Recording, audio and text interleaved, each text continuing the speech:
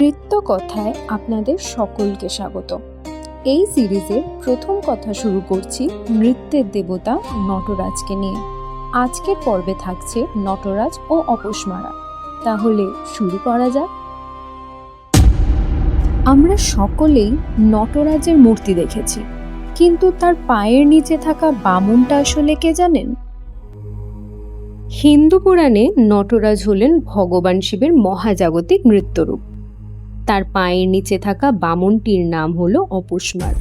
কথিত আছে একদল শক্তিশালী ঋষি দারুকরণ্যে থেকে তাদের তপস্যা শুরু করেন, কিন্তু সময়ের সাথে সাথে তাদের মধ্যে জন্মায় অহংকার। তারা মনে করতে শুরু করেন জ্ঞান ও মন্ত্রশক্তি তাদের সর্বশক্তিমান গড়ে তোলার জন্য যথেষ্ট। ঈশ্বরের আশীর্বাদের তাদের কোনো প্রয়োজন নেই। তখনই ভগবান শিব ভিক্ষু রূপে ও ভগবান বিষ্ণু মোহিনী রূপে আবির্ভূত হন তাদের অহংকার চূর্ণ করার জন্য। ঋষিরা সেই মোহিনী রূপে মুগ্ধ হয়ে তাদের সমস্ত যজ্ঞ আচার ভুলে যান। পরে তারা ক্ষিপ্ত হয়ে শিবকে ধ্বংস করার জন্য যজ্ঞের মাধ্যমে একে একে ভয়ঙ্কর বাঘ, বিষাক্ত সাপ, মায়াবী হরিণ, অগ্নি ও শেষে তারা সৃষ্টি করেন এক খড়বাকৃতি বিকৃত দেহের অসুর, যার নাম ছিল অপসমার। এরপর ভগবান শিব তাকে পরাস্ত করেন। শিব তাকে পুরোপুরি হত্যা করেননি। তিনি আনন্দ তাণ্ডব শুরু করেন ও অপসমারকে কেবল নিজের পদতলে নিয়ন্ত্রণে রাখেন। কারণ মানুষের মধ্যে থাকা অহংকার ও অজ্ঞতার পুরোপুরি শেষ হয় না, তাকে সব সময় নিয়ন্ত্রণে রাখতে হয়।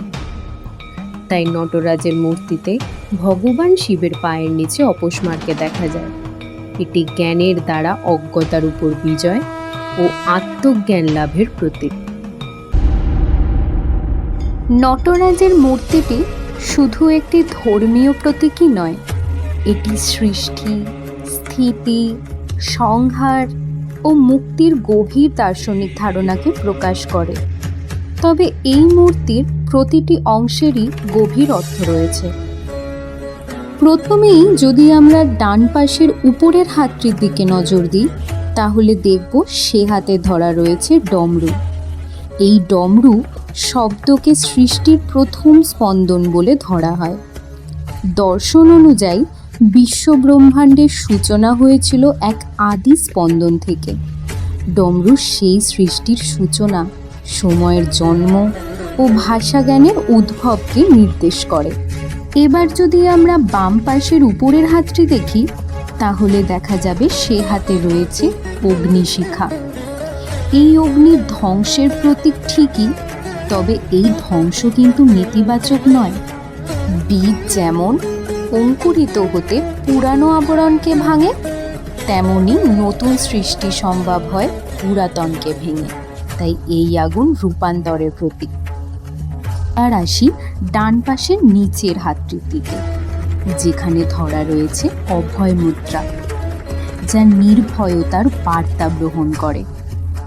এটি জীবনের সংকটকে অতিক্রম করে আশ্বাসের শক্তি প্রেরণ করে।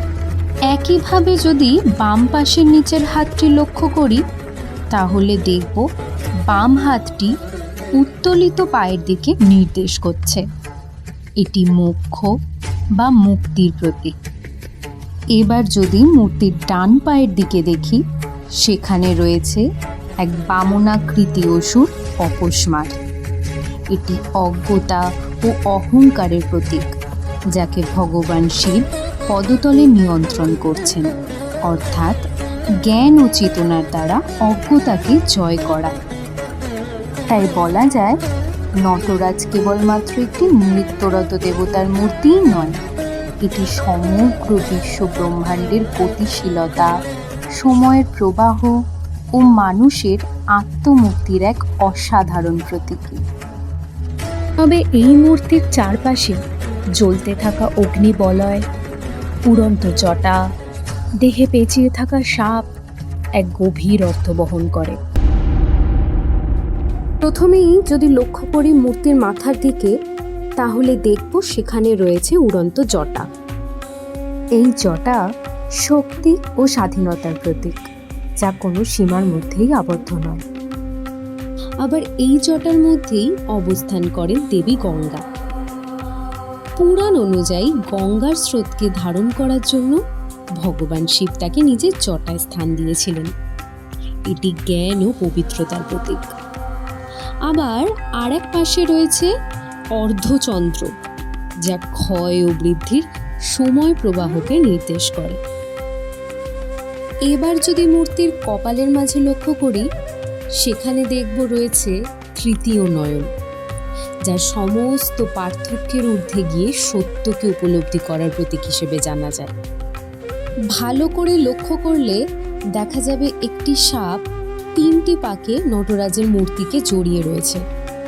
এটি 3টি কালের নির্দেশ করে: অতীত, বর্তমান ও ভবিষ্যৎ।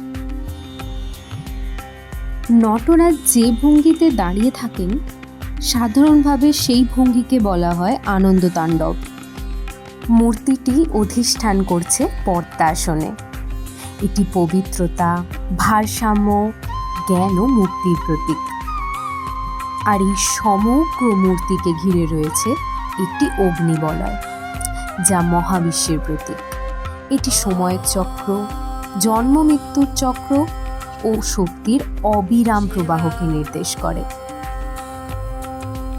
এই মূর্তি কেবল ভগবান শিবের একটি রূপ নয়, তার প্রতিটি অঙ্গভঙ্গি, প্রতিটি প্রতীক যেন মনে করিয়ে দেয় সৃষ্টি, পরিবর্তন ও ধ্বংস, এই 3-এর সমন্বয়েই তো এগিয়ে চলছে গোটা মহাবিশ্ব। আর সেই চিরন্তন সত্যেরই জীবন্ত প্রতীক হলেন নটরাজ।